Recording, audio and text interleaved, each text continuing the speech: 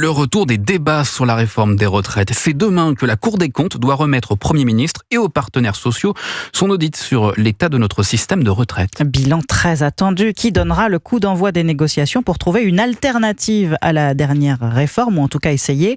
Barthélémy Philippe, la situation est tout de même déjà en grande partie connue. Les chiffres sont vertigineux.